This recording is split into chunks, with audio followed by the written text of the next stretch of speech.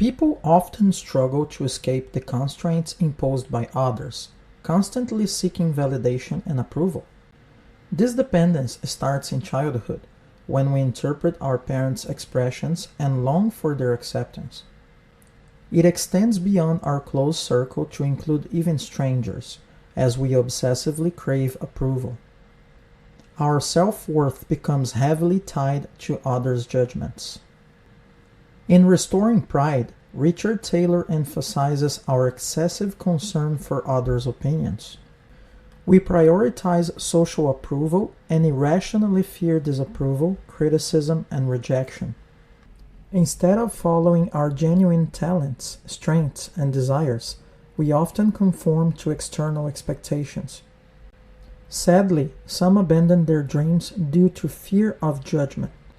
In this video, we will delve into the ways we can reduce our excessive reliance on social approval and overcome the fear that inhibits us from fully living our lives.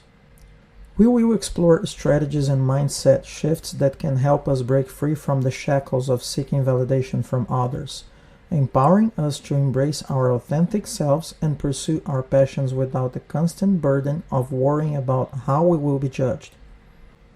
I have never desired to cater to the whims of the crowd, as their approval is often based on things I find unimportant, and what they approve of, I myself may not value. This quote by Epicurus, as quoted by Seneca, emphasizes the importance of reflecting on the individuals whose approval we seek, as a first step toward cultivating a healthier attitude towards the opinions of others. It prompts us to question whether these individuals are truly deserving of our respect and admiration. Consider if these individuals lead fulfilling lives, or if they lack growth and stagnate. Do they embody courage, independence, and curiosity, pursuing truth and forming their own opinions? Or are they conformists who mindlessly echo mainstream media, celebrities, social media influencers, and politicians? If these individuals fail to impress us or demonstrate qualities that we value, then why should we place such importance on whether our way of life impresses them? It is worth pondering why we derive pleasure from receiving praise from those whom ourselves cannot praise. By contemplating these questions, we can begin to reassess the significance of seeking approval from others and develop a more authentic and self-assured approach to living our lives.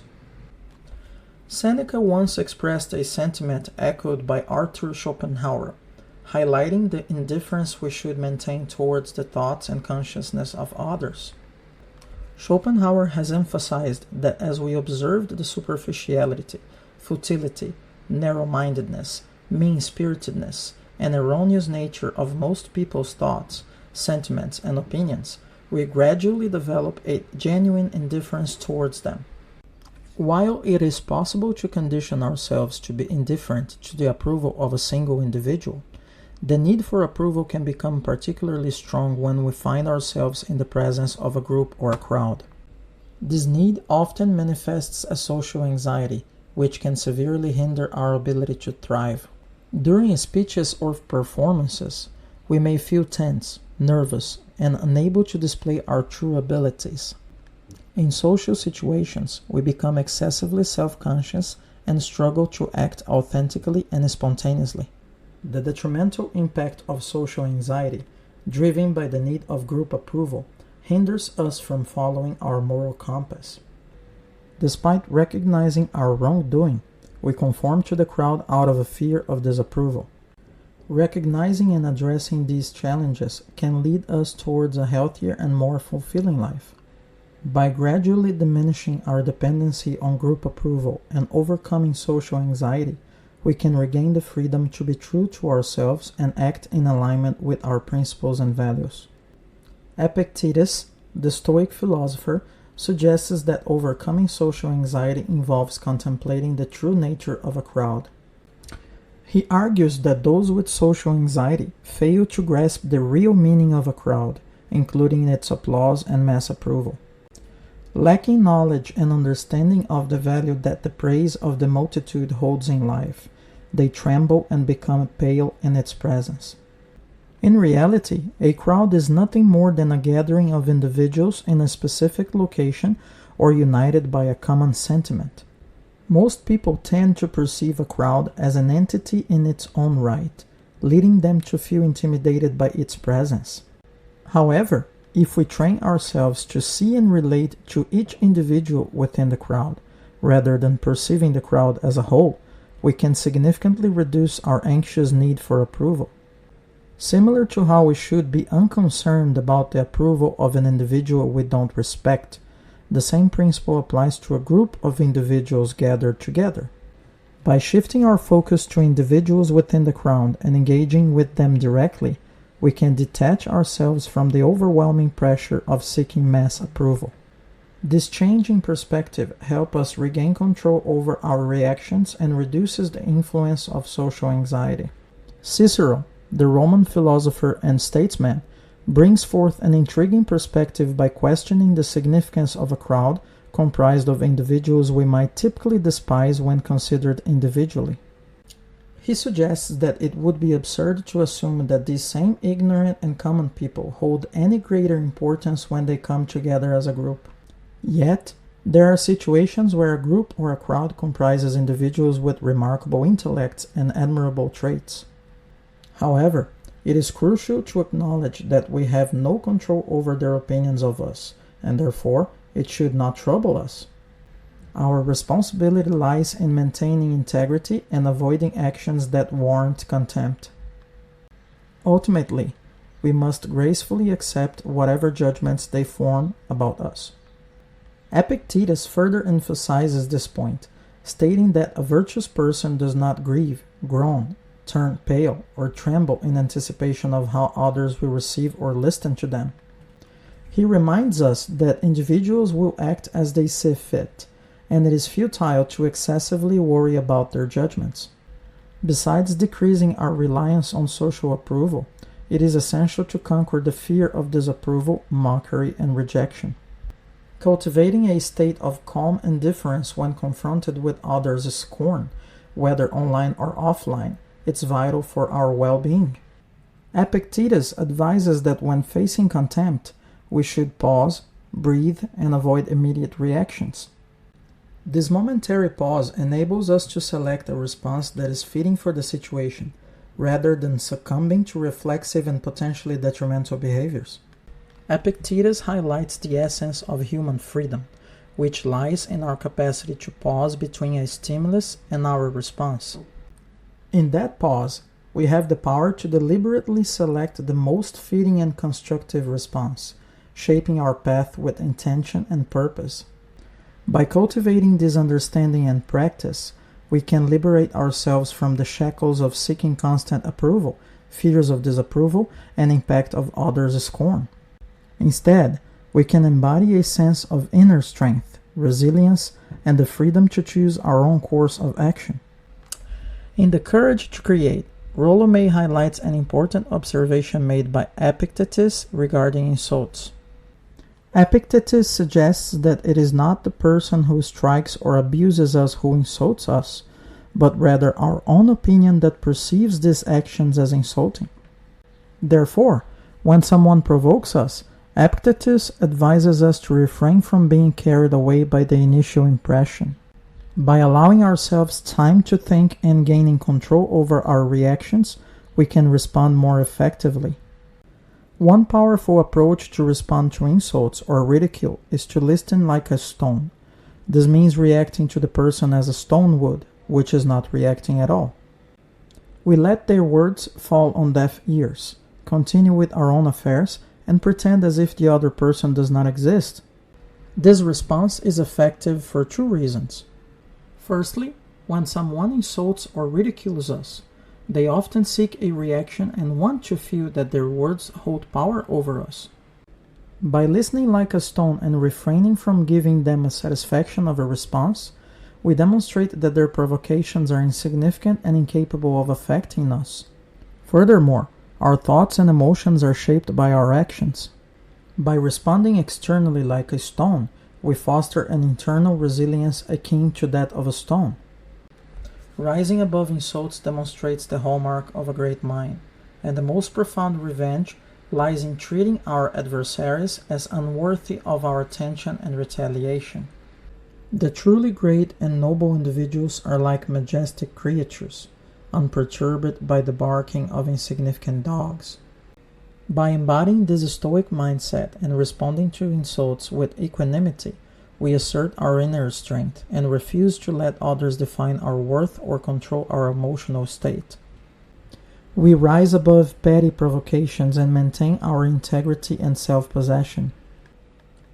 And on anger, Seneca and Epictetus provide valuable insights on how to respond to abuse and contempt.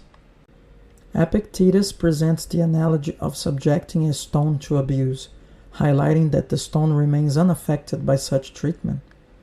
Similarly, if we listen like a stone when faced with abuse, the person attempting to insult or harm us will have no effect on us. Another strategy to counter contempt is to respond with humor. Humor serves to diffuse the tension in the situation and communicates to the other person that we refuse to stoop to their level or engage in a retaliatory exchange. Moreover, a clever and witty remark can even transform an enemy into a friend. Importantly, humor empowers us, as it is characteristic of the power to find amusement in the mistreatment of others. Seneca further emphasizes the significance of maintaining a sense of humor. He points out that some individuals become easily offended by trivial matters, perceiving insults in the behavior of a hairdresser, the rudeness of a doorkeeper, the arrogance of an attendant, or the haughtiness of a valet. However, Seneca encourages us to find laughter in such situations and revel in the contrast between our own inner peace and the unrest into which others inadvertently stumble. By responding to abuse and contempt with a calm and unreactive demeanor, as well as a touch of humor, we demonstrate our inner strength and resilience. We refuse to allow others' actions to disturb our peace of mind and choose not to engage in futile conflicts. Instead, we find solace in the knowledge that we possess the power to rise above such petty disturbances and maintain our composure. And on the constancy of the wise man, Seneca shares anecdotes about the philosopher Diogenes, who mastered the art of using humor to navigate interactions with disagreeable individuals. Diogenes employed witty responses to insults, demonstrating his ability to sweeten such encounters. When insulted by a bald man, Diogenes chose not to retaliate with an insult of his own. Instead, he congratulated the man's hair for escaping from such an unpleasant head. On another occasion, someone informed Diogenes that a fellow philosopher was speaking ill of him. Diogenes nonchalantly replied, highlighting the philosopher's lack of skill in speaking well. In the face of heckling from a group of men, Diogenes cleverly summoned them closer, only to dismiss them by remarking that he had called for men, not scum. These instances showcase Diogenes' ability to disarm his critics with humor and wit. However, Seneca also advises that occasionally we should direct humor towards ourselves. Insults sometimes contain elements of truth, and instead of reacting defensively, it is more beneficial to acknowledge our flaws, quirks, and blind spots. By cultivating a healthy sense of humility and not taking ourselves too seriously, we can join in laughter with those who laugh at us, effectively thwarting their attempts to disturb us. Using humor in this way allows us to maintain a light-hearted perspective and embrace our imperfections. It demonstrates a willingness to acknowledge our humanity and shows that we are not easily shaken by others' opinions or attempts to provoke us. By responding with humor, whether directed outward or inward, we not only diffuse tense situations but also cultivate a sense of inner strength and resilience. Montaigne, Seneca, and Epictetus all provide valuable insights into diminishing the significance of others' opinions and cultivating self-confidence. Montaigne suggests that a worthwhile aspiration is to be able to both laugh at ourselves and be laughed at by others. Seneca observes that those who can laugh at themselves are not subject to ridicule. Epictetus advises that when someone speaks ill of us, instead of making excuses, we can respond with the realization that the person likely doesn't know our other faults. However, the ultimate solution to the excessive concern for others' opinions lies in cultivating self-confidence. When we are plagued by insecurity and feelings of inferiority, we become dependent on the approval of others and live in fear of their scorn.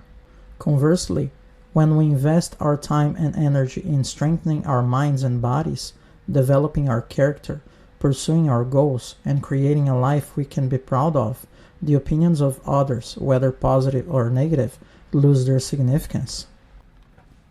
Epictetus emphasizes the importance of maintaining our integrity and not seeking external approval. If we find ourselves tempted to seek validation from others, it is a sign that we have compromised our own integrity. Instead, we should learn to be our own witnesses, relying on our own judgments and values. By focusing on personal growth and aligning our actions with our values, we can develop a strong sense of self and diminish the power that others' opinions hold over us. Building confidence in ourselves allows us to navigate life with a sense of authenticity and inner fulfillment, regardless of external judgment. We genuinely appreciate you spending your time on this channel. If you found this video valuable, please give it a thumbs up and consider subscribing to our channel. By subscribing, you never miss out on future content that can help you on your journey of personal growth. Thank you for your support, and I wish you a wonderful day ahead.